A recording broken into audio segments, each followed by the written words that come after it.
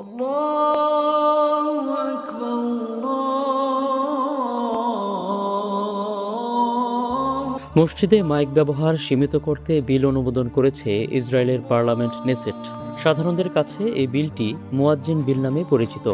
মূলত মসজিদে আজান প্রচার নিষিদ্ধ করতেই মুয়াজ্জিন বিলের অনুমোদন দেওয়া হয়েছে বলে মনে করা হচ্ছে।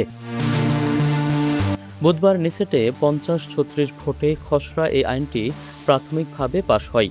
প্রস্তাবিত আইনে বলা হয়েছে শব্দদূষণ নিয়ন্ত্রণ করতে ধর্মীয় উপাসনালয়গুলোতে লাউডস্পিকার ব্যবহার নিয়ন্ত্রণ করা হবে। তবে রাজনৈতিক ও পাবলিক ফোরামের আলোচনার ক্ষেত্রে কি হবে সেটা নিয়ে চলছে বিতর্ক।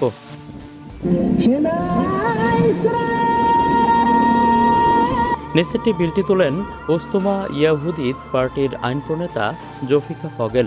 এটি চূড়ান্ত আইনে পরিণত হওয়ার আগে সংসদীয় কমিটির পর্যালোচনা এবং নেসেটে আরও 3টি ভোটাভুটি পেরিয়ে যেতে হবে। বিলটির পক্ষে ভোট দিয়েছেন কট্টরপন্থী শেষ পার্টি। ভোট দেওয়া থেকে বিরত ছিলেন ইউনাইটেড তোরা জুডাইজম পার্টির সদস্যরা।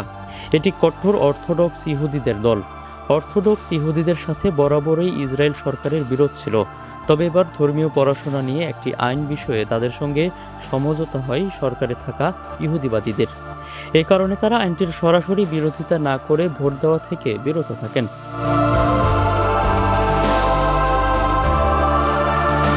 ভোটের এই সিদ্ধান্তকে স্বাগত জানিয়েছেন ইসরায়েলের জাতীয় নিরাপত্তা মন্ত্রী ইতামার বেন গভির।